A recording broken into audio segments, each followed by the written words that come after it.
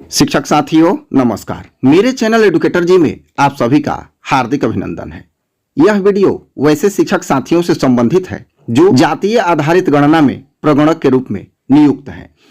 तो सभी शिक्षक बंधु प्रशिक्षण ले चुके हैं और जातीय आधारित गणना के द्वितीय चरण में कार्य भी प्रारंभ कर चुके हैं। तो जैसा कि यहाँ स्क्रीन पर आप देख रहे हैं कि ये एक फॉर्मेट है, इस तरह का आपको फॉर्मेट मिला होगा। इस फॉर्मेट की संख्या उतनी ही होगी जितने आपने परिवारों की संख्या निश्चित की होगी पहले चरण में। तो आपसे यही रिक्वेस्ट है कि आप मूल प्रपत्र को लेकर अपने कार्य क्षेत्र में नहीं लेकर जाएं, क्योंकि जब भी कोई गलती हो जाएगी तो आपका यह प्रपत्र बेकार हो जाएगा। फिर आप जो यहाँ यूनिक संख्या मिला हुआ है आपको पुनः ये प्राप्त नहीं होगा, आपको बड़ी समस्या हो सकती है।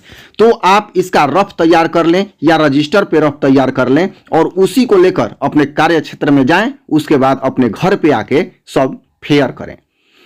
तो चलिए आइए देखते हैं, आज इस प्रपत्र को हम लोग भरना सुनिश्चित करेंगे, एक एक करके सभी कॉलम को समझेंगे और यहां हम देखते हैं कि जो ऊपर का सेक्शन है ये आप भरना समझ गए हों, क्योंकि इस तरह का सेक्शन प्रथम चरण में भी भर लिया गया है। आइए थोड़ा सा देख लिया जाए। तो यहाँ है राज्य, तो इसमें भर लेंगे। यहाँ जिला का कोड है, इसके बाद ये चार्ज कोड अर्थात प्रखंड का, इसके बाद है ये पंचायत का कोड, इसके बाद ये वार्ड का है, इसके बाद गणना ब्लॉक है, ये है भवन संख्या, ये है मकान संख्या, ये है परिवार की क्रम संख्या और ये परिवार में कुल सदस्यों की संख्या। ये इतना महत्वपूर्ण है। यहाँ पर आप जो कार्य कर रहे हैं वो मोहल्ले का नाम है, यहाँ पिन कोड भर देना है, ठीक है। और ये जो दोनों है ये राशन कार्ड का जो नंबर है ये भरना है, अगर है तो ठीक है, नहीं है तो ये कोई मैंडेटरी नहीं है। इसके बाद हम लोग मूल प्रपत्र जो है ये भरना सुनिश्चित करेंगे। जैसे कि पहली प्रविष्टि है, यहाँ मान लिया जाए कि ये है रमेश कुमार और इनके पिताजी का नाम है महेश कुमार, ठीक है। इसके बाद परिवार के प्रधान से संबंध, तो मान ले अगर ये रमेश कुमार स्वयं प्रधान है तो यहां 01 वाला ऑप्शन लिख देंगे, ये स्वयं है। या अगर दूसरा है तो नीचे जो दिया हुआ है परिवार के संबंध वाला जो कॉलम दिया हुआ है जिसमें कोड है उसमें आप भर सकते हैं। इसके बाद आयु, तो आयु तो लिखना पड़ेगा, ये भरने वाला नहीं है। तो आयु मान लिया जाए इनकी आयु है 45 वर्ष, तो 0 4 5 इसमें भर लेंगे। इसके बाद इनका लिंग, तो लिंग है 01, ये मान लेते हैं, ये पुरुष है तो पुल्लिंग है 01। कोड दिया हुआ है लिंग का, उसमें से देख के लिख लेना है। अधिकांश जो प्रविष्टि है कोड से ही आपको देखना है। अब वैवाहिक स्थिति, तो ये शादीशुदा है तो 02 इनका कोड होगा, ठीक है।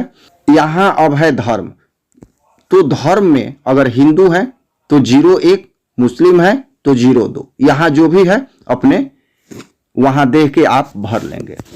अब है यहां जाति, तो जाति अगर ये यादव है तो 165, ये कोड हो गया। आपको कोड मिला होगा फॉर्मेट के साथ, तो उसमें से आप देख के इस भर लेंगे। जो भी आपके गणना क्षेत्र में अधिकांश जो भी जाति मिलेंगे 3-4 जाति ही मिलेंगे, इससे अधिक आपको नहीं मिलेगा, और वही जाति बार बार मिलेंगे तो आप वहां देख लेंगे, चिन्हित कर लेंगे।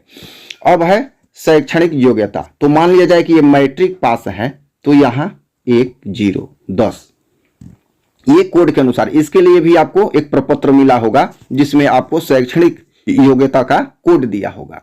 इसके बाद कार्यकलाप क्या करते हैं, तो इसके लिए इस प्रपत्र के नीचे ही दिया हुआ है कि उसमें से क्या होगा, तो आप उसके अनुसार इसको भर सकते हैं। अगर ये स्वरोजगार है तो यहां 04 भर देंगे। इसके बाद आवासीय स्थिति, तो पक्के का मकान है, अगर एक से अधिक है या एक है या कच्चा है तो उसके लिए नीचे कोड दिया हुआ है, हम यहां कोड भर लेते हैं 01 जो संबंधित कोड है। अब अस्थायी प्रवासी स्थिति, तो अस्थायी प्रवासी स्थिति मतलब यहां रह रहे हैं कि नहीं रह रहे हैं, तो यहां ये रह रहे हैं तो यहां पर लागू नहीं, तो उसके लिए कोड है 01। जनरली यही होगा, रेयर केस में होगा कि यहां नहीं है तो आपको यही भरना है जनरली 01। अब है कि कंप्यूटर के लिए, अगर कंप्यूटर है तो नेट है कि नहीं, अगर नहीं है तो उसके लिए भी कोड दिया हुआ है नीचे 13 नंबर में, उसमें से भर लेते हैं। तो इनके पास लैपटॉप है तो मान लिया जाए यहाँ 01 डाल देते हैं। अब मोटरयान, ये मोटरयान जो है इसमें तो एक ही कोड डालना है। अगर मान लिया जाए ऐसी स्थिति उत्पन्न होती है कि किसी व्यक्ति के पास दो पहिया वाहन है और 4 पहिया भी है, तो उसमें वो 4 पहिया का कोड लिखेंगे, न कि 2 पहिया का। ठीक है, 4 पहिया का कोड लिखेंगे। तो संबंधित जो भी कोड है यहां पर कोड डाल लेंगे। अब कृषि भूमि, अब ये जो कृषि भूमि है आपको जनरली लोग जो है गांव घर के लोग जो है वो आपको बीघा में बताएंगे। ठीक है, तो आपको उसको बदल के एकड़ में यहां लिखना होगा और उसके लिए नीचे कोड दिया हुआ है तो उसके अनुसार आप भर लेंगे। इसके लिए आप एक लिस्ट बना लेंगे कि कितने बीघा में कितना एकड़ होगा, जिससे आपको सुविधा होगी, क्योंकि गांव के लोग जो है वो प्रायः बीघा में ही जो खेती वाली भूमि होती है उसको बताएंगे। तो यहां उसके अनुसार नीचे जो फॉर्मेट दिया हुआ है उसके अनुसार आप लिखेंगे। मान लिया जाए संबंधित फॉर्मेट से हमने उठाया कि 02 है। इसके बाद आवासीय भूमि, ये आपको लोग कट्ठा में बताएंगे न कि डिसमिल में, और आपको लिखना है डिसमिल में। तो इसके लिए भी कट्ठा को डिसमिल में बदलकर और 2 से 10 तक आप वहां बना लेंगे, जिससे आपको सुविधा होगी। तो यहां आवासीय भूमि मान लिया जाए, यहां भी हम 02 लिख देते हैं। इसके बाद है कि सभी स्रोतों से मासिक आय, अर्थात कितनी कमाई हो रही है और महीने में, ये मासिक आय है न कि सालाना। तो अगर 6000 है, 10,000 है, जो भी है, तो यहां पर हम संबंधित कोड 01 दे देते हैं। 6000 या उससे नीचे है तो इस तरह से। आधार कार्ड मांगेंगे, अगर लोग देंगे स्वेच्छा से तो ठीक है, इसके लिए जोर जबरदस्ती नहीं करनी है और यहां पर आधार कार्ड उनका लिख देंगे। तो इसी तरह से प्रपत्र में प्रत्येक सदस्यों का, जितने भी मान लिया जाए 4 सदस्य हैं तो यहां चारों का भर लेंगे।